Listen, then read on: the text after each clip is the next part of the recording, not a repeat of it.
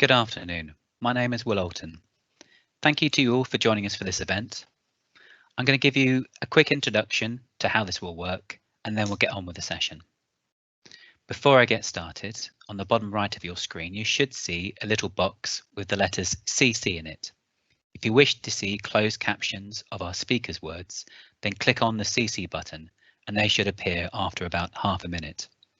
The system sometimes takes a little while to get warmed up, so be patient. If you are having technical problems, I suggest closing Teams or your internet browser and reopening and clicking on the meeting link. Other problems may be down to your home internet connection. If you're hearing an echo, it may be that you have this event open in 2 or more windows. If that persists, my recommendation is to check out our YouTube channel. The recording should be available tomorrow. If you do have any questions, then please submit these using the chat function. You should be able to see slides on your screen, and over on the other side, you should be able to see the Q&A panel. And for some of you, it may be beneath your screen and you'll need to scroll down to see it. You may need to click on the icon of 2 overlapping speech bubbles to open this panel. We will also use this panel to make any announcements. Okay, that's it from me. Now I'll hand over to Terence Herbert, Wiltshire Council's Chief Executive and Returning Officer for this election. Thank you, Will, and hello everyone. I'd like to thank you for attending today's webinar. We're getting quite used to these in the council now. We find that they're very good ways of engaging, getting information across. Obviously, we'd like to have done this in person, but this is the next best thing. We really appreciate you taking the time to join us. Now, I'm going to introduce some very important colleagues who are going to be delivering planning and running the elections in Wiltshire.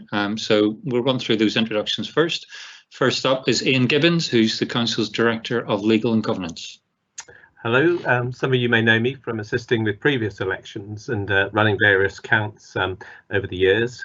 I'm a Deputy Returning Officer and my role is to support the Returning Officer in overseeing the delivery of the elections. Thanks, Ian. Next up is Maria Doherty. Maria is our Head of Democracy and Governance at the Council. Hello, I'm Maria and I joined the Council last year. I'm responsible for overseeing the delivery of the elections, ensuring electoral services can run the elections effectively and safely and in adherence with government guidance. These elections are particularly complex due to so many taking place and of course due to COVID restrictions. Our priority is to allow people to vote despite the difficult circumstances and to keep everyone safe. Thanks, Maria. Now, finally, this evening, I'm joined by Caroline Rudland, who's the Head of Electoral Services, and I'm going to hand over to Caroline shortly. Caroline's doing almost all of the slides, so let me just do a quick brief resume where we are. So as you know, the government recently confirmed that the elections are going to take place as scheduled on the 6th of May. And we have been working very hard and planning on that assumption for some time now. We had always expected that they would go ahead, really. In a moment, Karen will run through the nomination process and some of the key election events and dates, which you'll no doubt put in your diaries. Then there's going to be an opportunity for you to ask us some questions. Please enter your questions in the chat and we'll try and answer as many of them as possible. The webinar is being recorded as well for anybody that's unable to attend, and we're also going to publish the questions and the answers from today on our website, so if you look out for those in due course.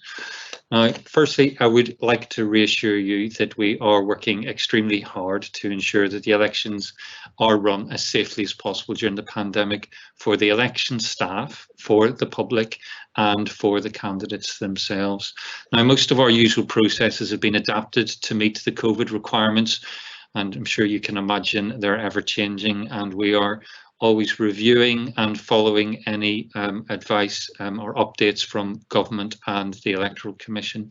Just this week, the Prime Minister announced that the government are going to amend the regulations around the election in order to enable a broader range of campaign-related activity from the 8th of March.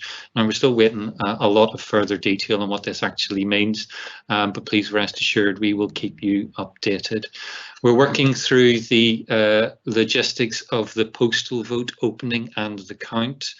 my two top priorities are to ensure the safety of the staff, candidates and the agents, whilst at the same time maintaining transparency of these processes.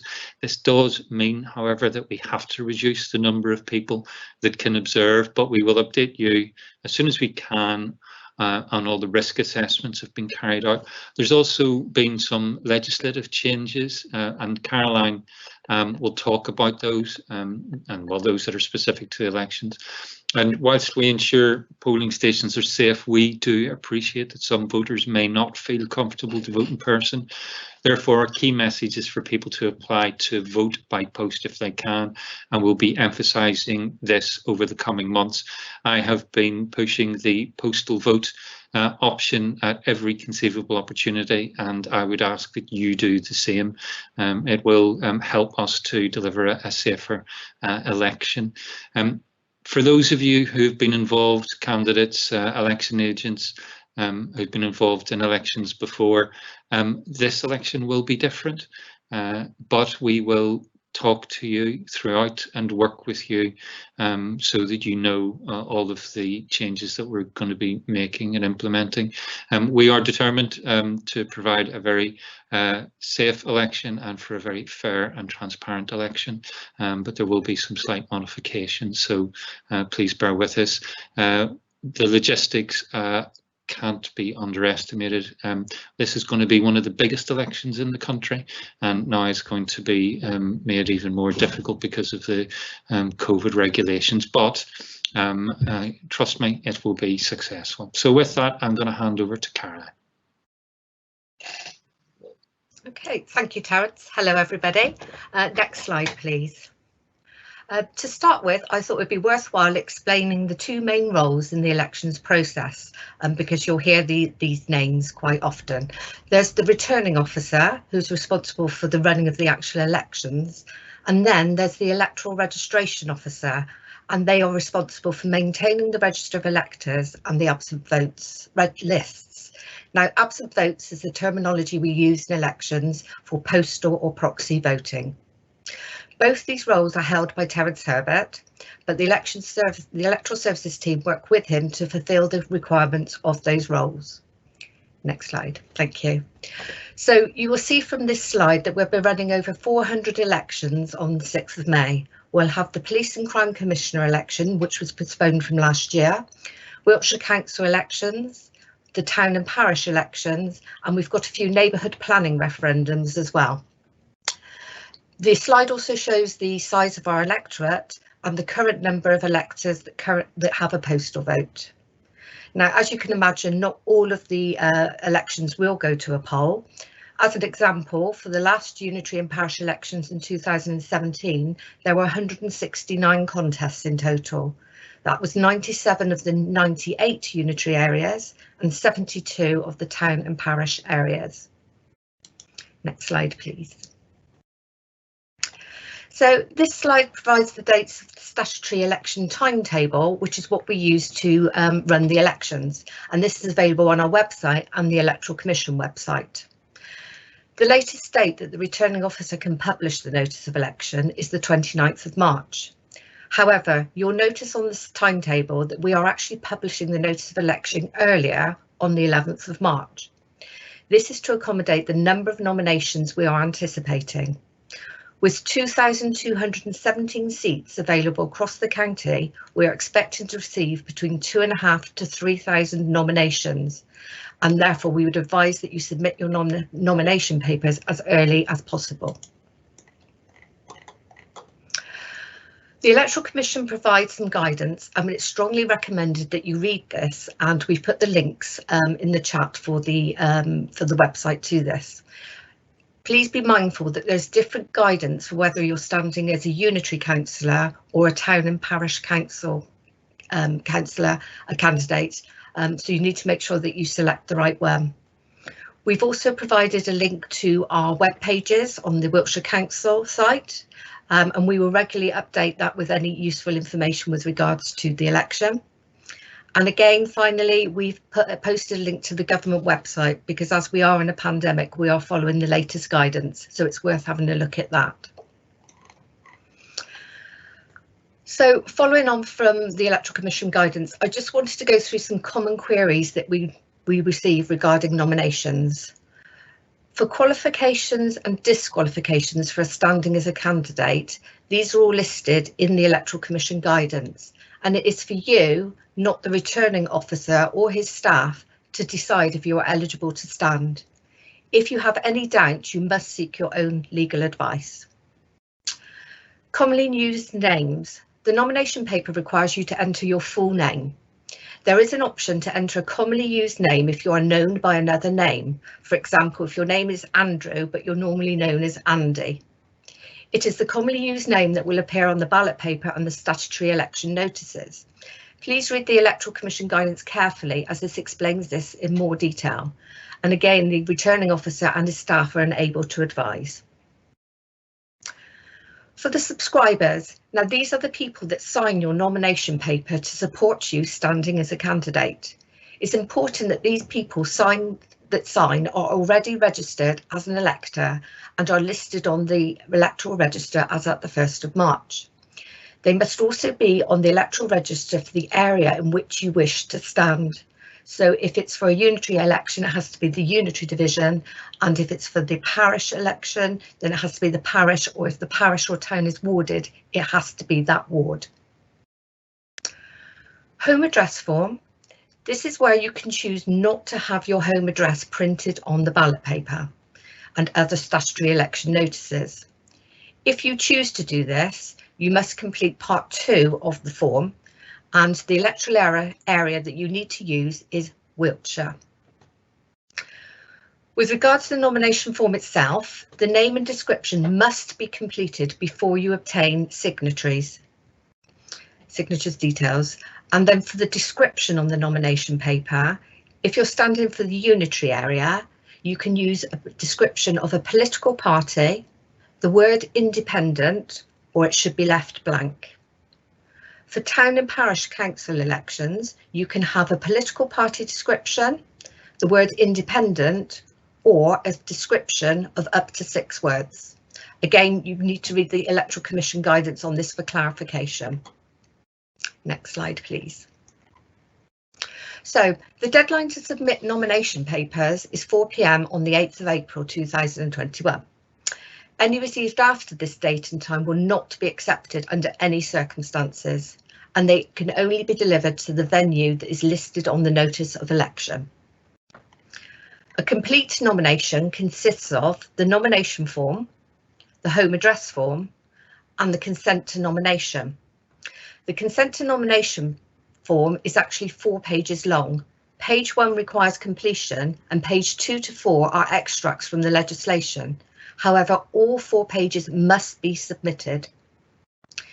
If you are standing on behalf of a political party, you must also submit a certificate authorising the use of a party name or the registered description that can appear on the ballot paper. The party name or description must be registered with the Electoral Commission. As a party candidate, you can also complete the request to use one of the party's emblems on the ballot paper, and this is optional.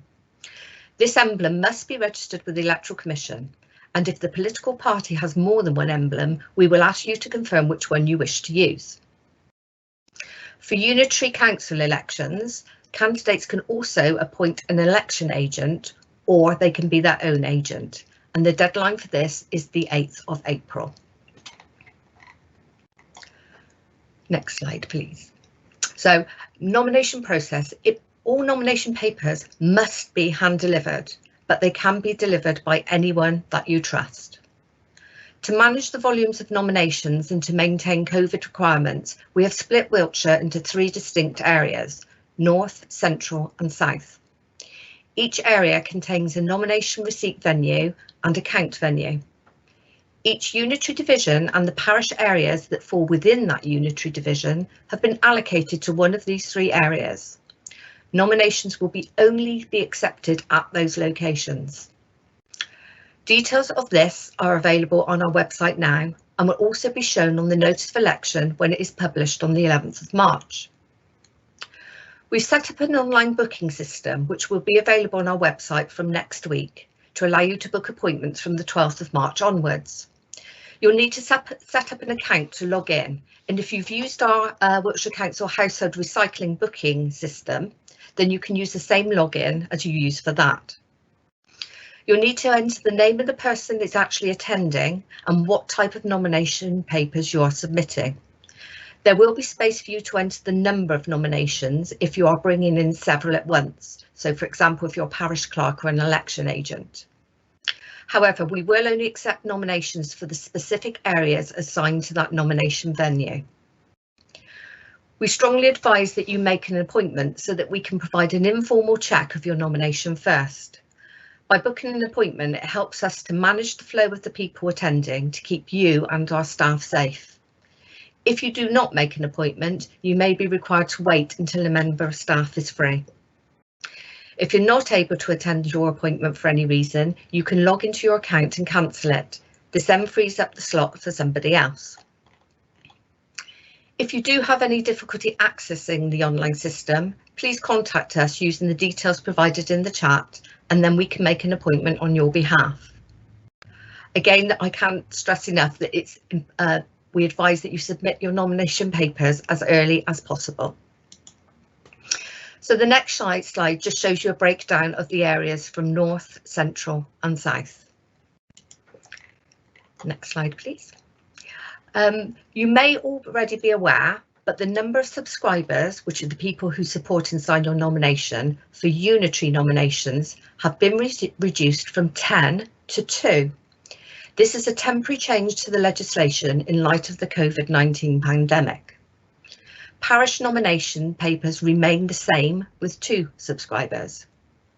This means the forms will now look similar, but the qualifications for Unitary and town and parish nomination papers are slightly different, so it is important that you ensure you download and print the correct forms.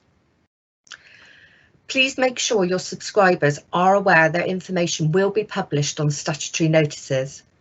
Once they have signed the nomination paper and it has been formally submitted and accepted by the returning officer, they cannot withdraw their details. You will need the poll numbers for the subscribers signing your nomination form. This information can be obtained by contacting us or coming in to review the electoral registers in any of our 3 council hubs.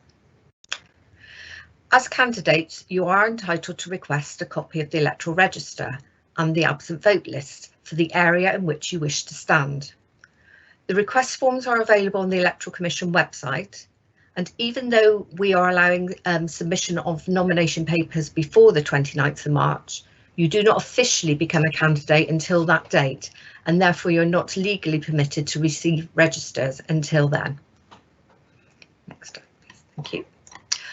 And then I just thought I'd go through some information with regards to after the close of nominations. So after the close of nominations, we will assess all the electoral areas. If the number of valid nominations exceed the number of vacant seats, then a poll will take place on the 6th of May. If the number of valid nominations are less than or equal to the number of vacant seats, the candidates are duly elected, so no poll is required. But for town and parish, if no valid nominations are received, or there is not enough to make the council quorate, a rerun of an election will be required to fill those remaining seats. The candidates that submitted valid nominations will still be duly elected without contest. For a council to be quorate, there must be a minimum of valid candidate nominations for 1/3 of the council seats, but not less than 3 seats overall. Election expenses must still be completed and returned by candidates, even if there is no poll or any expenses incurred.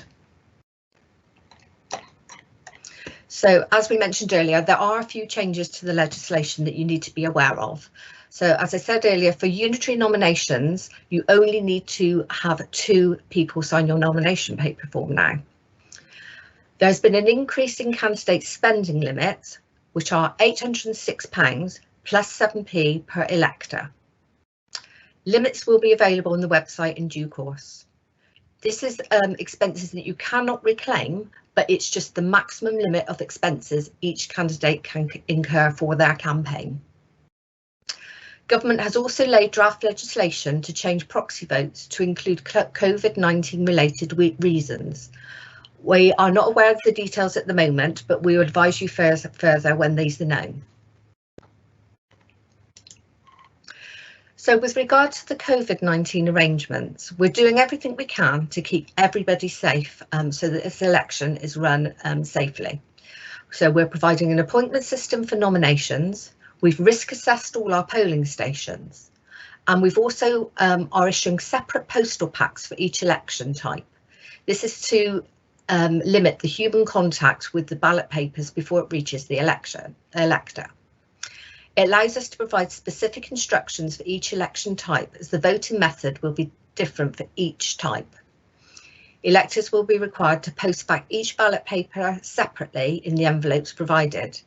This will help us to manage COVID safe arrangements we are currently making for when the postal votes come back to be opened.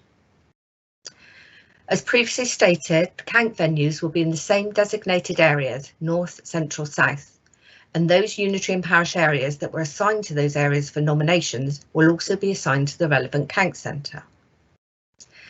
As Terence mentioned earlier, following the Prime Minister's briefing on Monday, further guidance will be published for COVID safe campaigning for candidates, and we're waiting detail on that. In the meantime, the government have issued the May 2021 polls delivery plan, and I'll just quote what is said in there. We've been clear that under the current national lockdown, leafleting and door knocking by party activists is not permissible. However, it is vital that voters are fully informed and all candidates have a level playing field in making their case to the electorate in order for elections to be fair and effective. Further information on permitted face-to-face campaigning and organising, including the delivery of leaflets by party volunteers or independent candidates and their supporters, will be published before the beginning of the regulated election period. The government believes it is important that political parties' views are taken on board, so we'll continue to use the Parliamentary Parties Panel to engage on this guidance prior to its formal publication. This slide details the arrangements we've made for the verification and counts. So ballot boxes will be delivered to 3 count venues on Thursday the 6th of May after close of poll, which is after 10 p.m, and they'll be securely stored overnight. At each of the count venues, there will be 2 postal vote openings on the Thursday night, 6 p.m. and 10 p.m. This is where we will open postal votes that have been handed in at polling stations throughout the day. The postal vote sessions will verify the validity of the elector's signature and date of birth only, and the ballot papers will be locked away for verifying the next day. Verification will take place at all 3 venues on Friday the 7th of May. The ballot box will contain all ballot paper types for the different elections, so verification will take longer. Once all the votes have been verified, they will be placed in secure receptacles for each election type and securely held overnight. On Saturday the 8th of May, we will conduct the Unitary division counts at each of the 3 venues. On Sunday the 9th of May, we will conduct the Town and Parish Council counts and the neighbourhood planning referendum counts afterwards.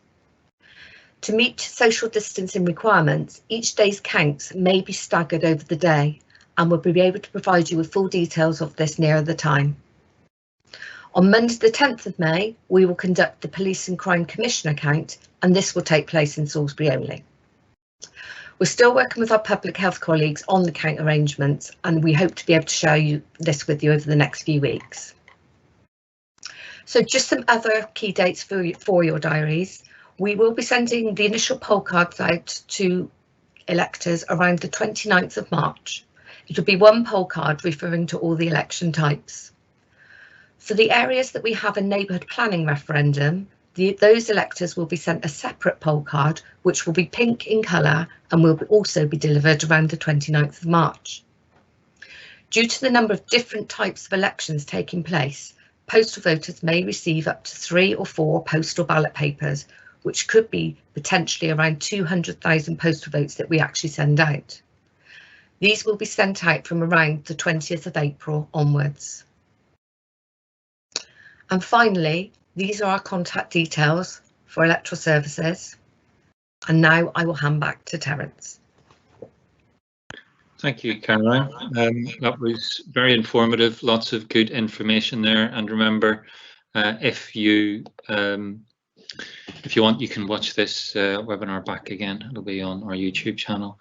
So with that, I think we're now moving to questions. So if you have any and have not already put them in the chat, please do so.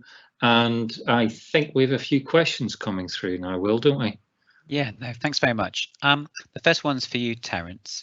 You've alluded to this a bit, but can you explain why we've introduced a booking system to make appointments for nominations?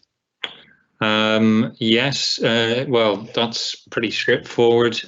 Because of the high level of nominations that we're expecting and to reduce the impact of COVID-19. So as I've said more than once, we have to deliver a safe election, and it's not just for my staff, but it's also for you, the candidates and their representatives. So it's important that we have the booking system in place, and hopefully everybody will understand that. Okay, thank you, Terence. Next question for you, Caroline. I think you alluded to this again, but can you just confirm, where can I get my nomination papers from? Okay, nomination papers will be available on the Electoral Commission website. The parish nominations are already on there.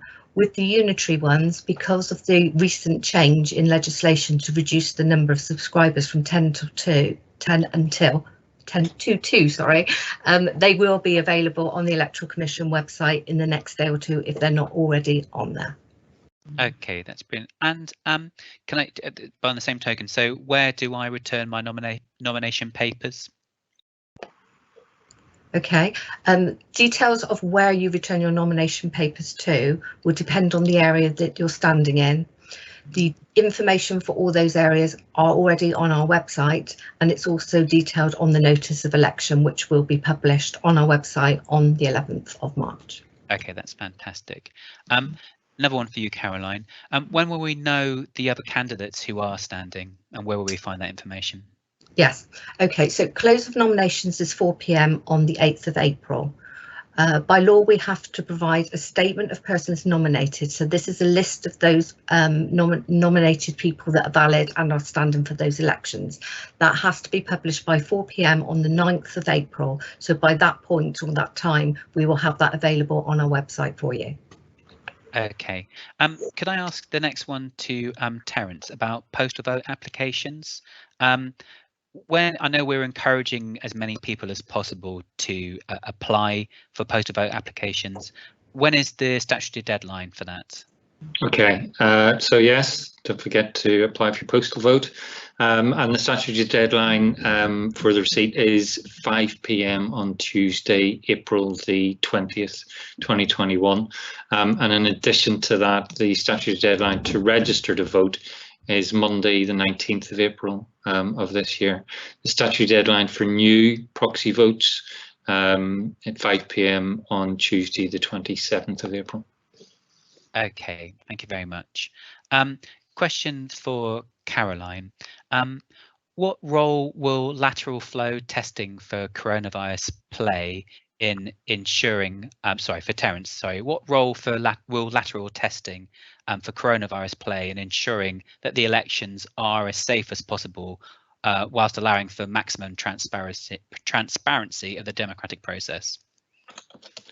You've caught me out there, Will. I'm going to have to come back to you on that one. Sorry, I've lost my note. Sorry. That's okay. Perhaps I'll come back to you on that one. I mean, I think also, is it true, Caroline, that we're going to be making a note of questions to add to the website with answers that we haven't been able to give? Yes, that's great. Fantastic. Caroline, when will postal votes be posted out to people?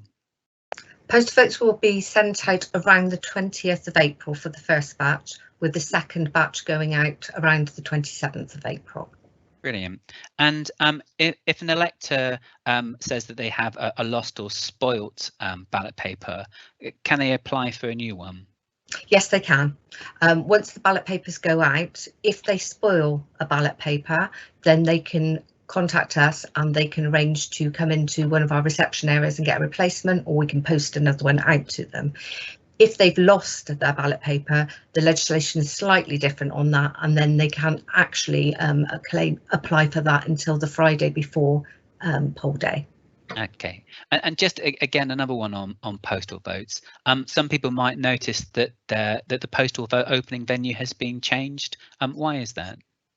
Okay, again, because we're in the COVID-19 situation, and we are anticipating more postal votes coming back to us, we've moved the venue to County Hall because it's a bigger venue and allows us to be able to conduct the postal vote opening in a safe environment. That's brilliant. Thank you, Caroline. Terence, can I come back to you then? So to reiterate, what role will lateral flow testing for coronavirus play in ensuring that the elections are as safe as possible whilst allowing for maximum transparency of the democratic process? So lateral flow tests aren't something that we're able to provide. We are working with the Director of Public Health and her team very closely on this, and we're obviously undertaking risk assessments, etc., to ensure that the election is as COVID safe as possible, but lateral flow tests won't be part of that. And I will post a note in the whenever we set out the answers to a lot of the questions and the specific reasons for that, but it's not part of our planning at this point, and I'm not sure that it is in any of the other returning officer areas either. Okay, thank you very much. Caroline, another question for you. Can you explain the imprint requirement on flyers and websites? Yes, the information is in the Electoral Commission guidance, but basically if any candidate is puts some advertising material out, they have to put printed and published by and provide those information, but the exact detail is in the Electoral Commission guidance. Okay, thank you very much. And just in terms of Caroline again, when will we have a complete list of polling stations? When will that be available and where can I find it? Okay, we are finalising polling stations at the moment, and we should be able to put that on our website within the next couple of weeks. As we said, because of the situation we've been in with COVID, it's taken a little bit longer because we want to risk assess all our polling stations to make sure that they are safe. Okay, that's great. Just on that again, so how will I be able to find elector numbers for my area? Okay, so you'll need the elector numbers for your nomination papers. You can either phone us directly and we can provide that information for you, or you can come into any of our council hubs where they have registers there that you can inspect and get them that way. Okay, fantastic. One for Caroline. When on the timetable, when will the results be announced? If it's for Unitary, they will be throughout the day. We're still working as to how we're going to do the individual counts because there'll be results for each Unitary division, and we have 98 of those across the 3 venues. So they will be on Saturday. The parish ones will be on Sunday, and the neighbourhood planning referendums will also be on Sunday, but I'm unable to give an exact time at the moment. Okay, that's brilliant. Thank you. Another one for you. So when do we submit our election expenses, and do election expenses include all expenses prior to being formally nominated? You would need to check on the Electoral Commission guidance on what you can actually claim and when. And it will tell you when the regulated period starts, which I think from memory is the 29th of March. So that's what you'd need to do for your election expenses. For the town and parish, they must submit their expenses within 28 days of the election being declared. And for the Unitary, it's 35 days. Thank you, Caroline. Oh, sorry, go on. Was there something else there? I was just going to say we can put that is available on our timetable on our website as well. Fantastic. That's really good. A question now for you, Terence. Can subscribers sign digitally? No, they cannot sign digitally. Sorry, we have to have the signature. Okay, that's fantastic. And another one for you, Terence. Are we having another webinar on the 8th of March, or will we just update the website? We'll have another webinar on the 8th of March. Hopefully a number of the questions that you're asking and that we're also asking of government will have been answered by then. And we'll have a lot more clarity on what is and isn't allowed for candidates, canvassing, etc. So yes, we are still, just to repeat ourselves, we are still waiting on some major decisions coming from government. Okay, fantastic, thank you. I think another one for you, Caroline. Will candidates still be able to attend at polling stations when voting is in progress?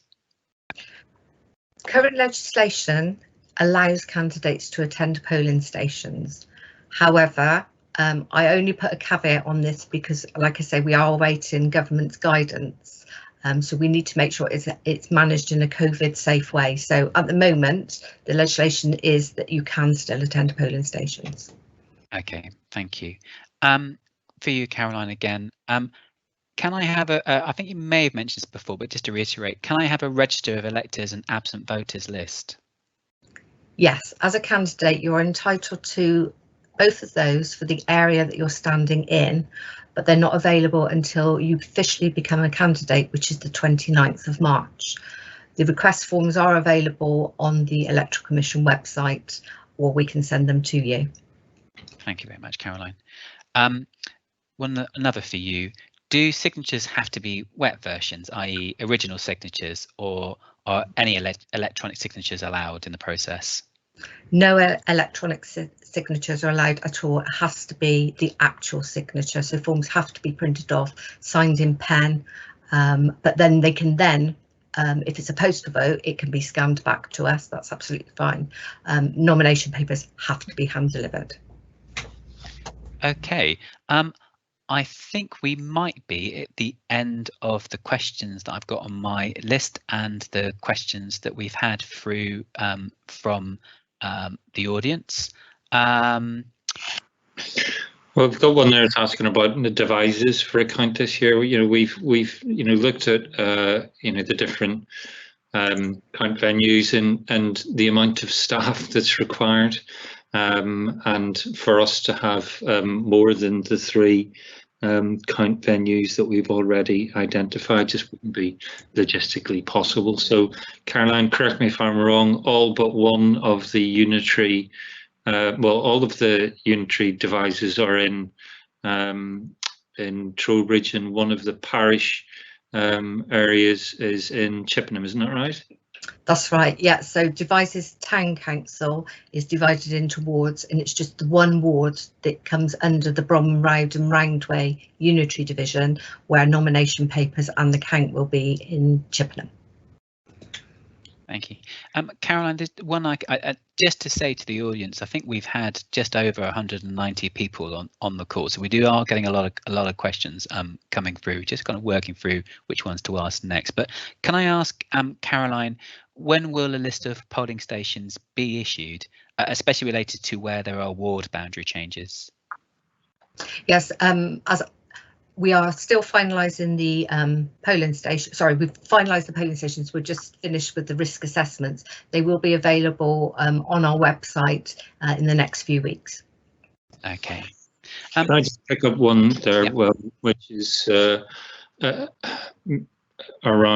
leafleting. This is a central government answer on this. This isn't the returning officer's responsibility. It isn't something that we're able to say. This is the government guidance for all canvassing and leafleting, etc. We've had the government roadmap, and we're currently working through that on a number of issues that the council are responsible for, and obviously once the government tell us exactly when that will be allowed, we will share that information with you if you haven't heard it from elsewhere. But if you look, if you don't already follow Wiltshire Council's Twitter and Instagram and all other forms of communication, then please do, and we'll be pushing out as much election information on those as possible.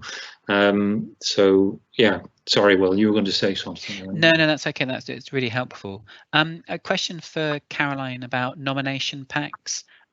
When will the revised nomination packs be available, and again, how many signatures will be required? Okay, so the parish nomination packs are already available on the Electoral Commission website, and we've actually got them on our own website, or Wiltshire Council election page website as well. The unitary ones, we've been advised by the Electoral Commission that they should be there at some point this week. I checked earlier, they weren't there yet, but they are due to be there. And the only reason that's changed is purely because the legislation has changed, where the number of subscribers has been reduced from 10 to 2. Brilliant. Okay, can I answer? There's Nick's asking about leafleting expenses and observing the count. I think we've answered leafleting expenses, observing the count. We're still working through all of the logistics. We're doing the floor planning. We're working with colleagues in public health. We're doing risk assessments. So we will let you know much nearer the time. We're in February. The count will be observed in May. So you don't have to have that information right now. This is a big logistical challenge. We just can't do the same lift and shift from previous elections. We have a footprint within each of the count centres that will allow for a number of count staff and the candidate, election agents, observers, and we can't let everybody in as we did before. We are going to have to reduce the numbers. As I've said, we are committed to making this as transparent as possible and get as many people in as possible. But the reality is, it is going to be different. So we will let you know as soon as we've done all of that working out what the numbers are going to be, and we'll hopefully get that done to you as quickly as possible. But we have to consider everything in light of the latest guidance, and once the Cabinet Office are able to give us clarity on everything, then we'll let you know. But we will get that information to you. Another one there I'm saying, and I'd love to be able to say I know exactly where the count for Amesbury East and Bulford will take place. I'd be guessing. So Caroline, do you know, is that going to be in Trowbridge or in Salisbury? Without looking at the list, I'm not able to provide that at the moment, but I can find out. But it is on our website. Yeah, it is. That's great. I've got a question for Maria next, actually, about proposals. Do you need a proposer and seconder as well as two subscribers? No, on that one I can clarify. It's definitely just a proposer and a seconder. Brilliant. Okay. One for Caroline, I think. How will we know the number of positions available in each parish council? That will be listed on the notice of election when it's published on the 11th of March. Brilliant. Okay, that's fantastic. And I think we've already covered the list of polling stations that's going to be available on the website, isn't it, Caroline? Yeah. And we talked about not delivering leaflets. So I'm going to scroll through now, sorry. There's an expenses question, isn't there? I don't have the answer. I'm going to have to come back on some of these specifics about the expenses. Do we know the answer to the expenses question, Caroline? Or will we come back to that? Yeah, I mean, with regards to expenses, all the guidance can be found in the Electoral Commission guidance. So I would definitely urge you to look at that guidance and read that, because as a returning officer and staff, we don't actually get involved in the expenditure that you incur. Okay. I've got one to start with Ian, if that's okay. And it's about the role of parish clerks. So what is the expectation of the role of parish clerks in this process? I think it's a supportive role, supporting the obviously awareness of the elections and requirements, giving guidance. I think Parish clerks may well have a role in terms of bringing in nomination papers on behalf of prospective candidates. It's that sort of role. We will obviously be sending out revised information, as well as using the website to make sure that parish clerks are fully informed, and obviously there'll be ad hoc queries that we'll be able to assist them on as well. Yeah, I pick up the bottom one there. Well, it's a pity that the PCC count for Wiltshire and Swindon is taking place in the furthest option from Swindon. This isn't the PCC webinar. We are having one of those, but I will pick that one up. I'm the police area returning officer for Swindon and Wiltshire, so it's my responsibility as the pyro to deliver that election. That was a role which was designated by Cabinet Office to Wiltshire Council. The Five Rivers Count Centre is the largest that we have in Wiltshire, and the importance is having a venue which is big enough to do it. So I do appreciate that it is far from Swindon, but we will be communicating as much as possible throughout the day for that election decision to be made. I also like the question someone's asking about whether we have enough pencils. That's exactly the type of detail that we're having to get down to. That's the kind of thing that's going to keep you awake at night. It is. How are we cleaning the pencils? We're asking people to bring their own pen or pencil. We will obviously be providing, I think it's pens, isn't it? We'll be providing pens at polling stations and ways of getting them cleaned and disinfected, etc. But the push is for people to have their own pens. But that's the level of detail that we're having to go down to. Thank you. So, yeah. Caroline, question for you. I think we may have covered this already, but just to reiterate, how, where and when can we see who is standing against us? Okay, that would be available on our website by 4 p.m. on the 9th of April. Fantastic. And I know we've talked a bit about the importance of postal votes, but Caroline, could you give us a little bit more about proxy votes as well, about the rules around those? Yes, of course. A proxy vote is where somebody appoints somebody else to vote on their behalf. The beauty of a proxy vote is that you could appoint somebody, but if you yourself are able to go to the polling station in the end, after all, you can still go and vote as long as your proxy is not already voted for you. At the moment, the legislation says that you can have a proxy vote for a specific election, and you do not need to have a specific reason for wanting that. The deadline for applying for that is the 27th of April.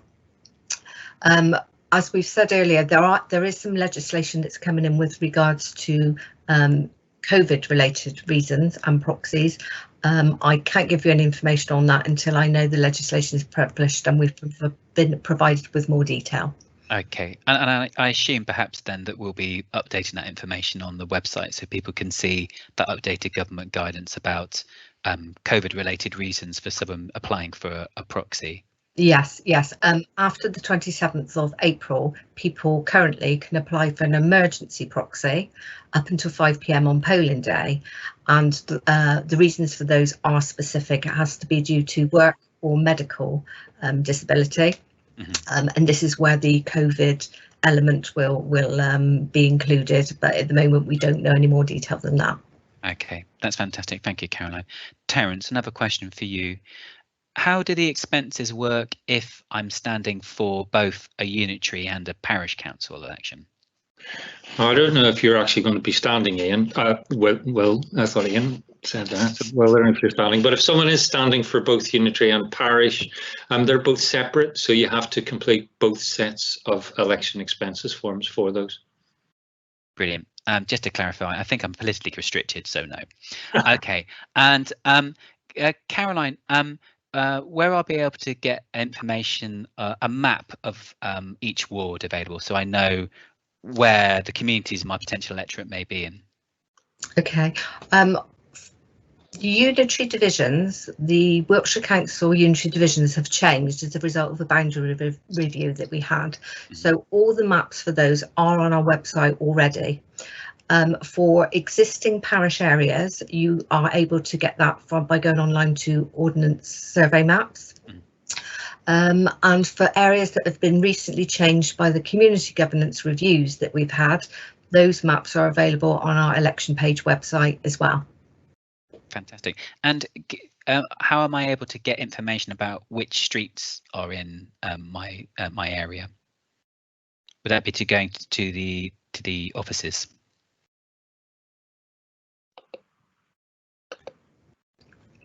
I'd have to find out about that actually. No problem. Next one. So we're asking about, someone's asking time of next webinar. We'll publish time next webinar, but I imagine it'll be around the same time as that we're doing this one. If we get feedback from people saying that it's too early, then we'll try and push it back a bit later. But we tend to have these webinars around 5-6 o'clock, and the finding sufficient poll station staff must be difficult under the circumstances. We are finding that some people who were working in previous elections don't want to do it for obvious reasons, or some people may not be able to do it. But we're working at trying to get as many volunteers as possible.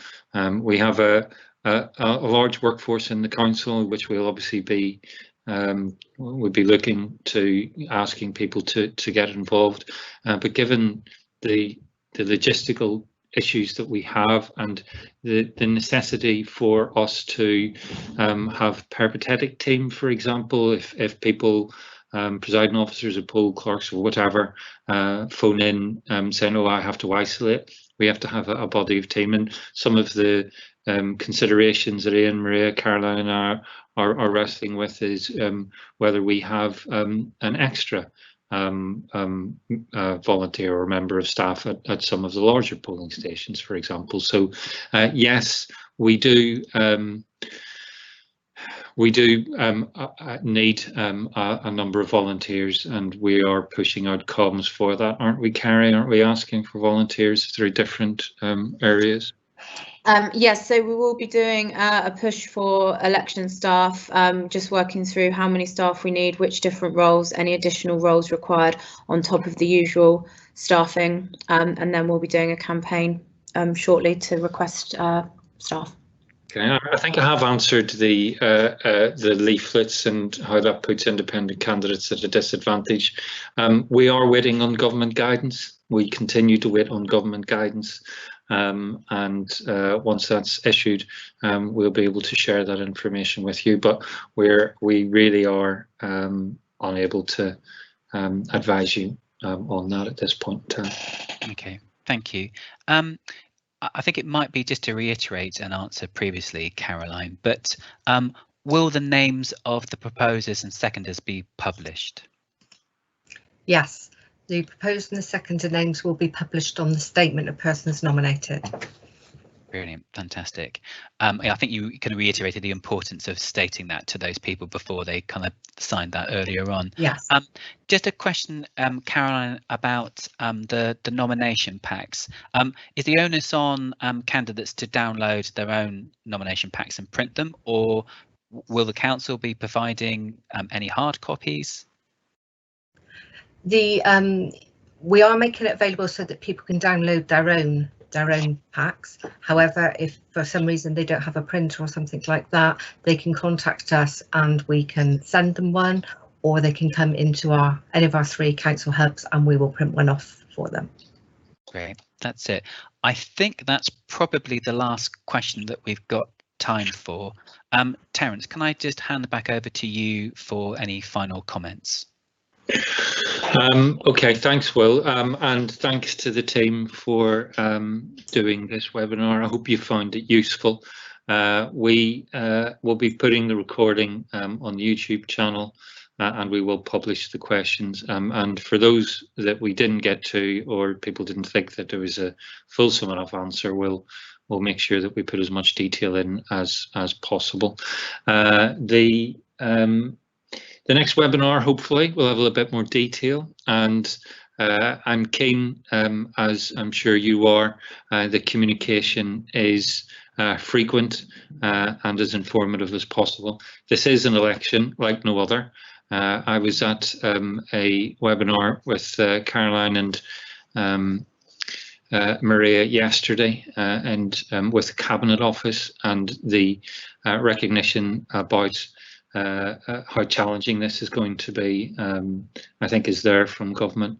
I also just need to point out, if I haven't already before, we are still in response, and the council is stretched, like a lot of public sector organisations. So this is logistically challenging, but we will be working with you to make sure that it is as successful as we can possibly make it. But bear with us, we're still working a lot of the detail out, and it's probably safe to say that whenever we speak to the Electoral Commission and the AEA, they are very pleased with the progress that we're making, and the plans that we have in place. So, you know, seek that reassurance from those independent organisations as well. So bear with us, and we'll see you at the next webinar.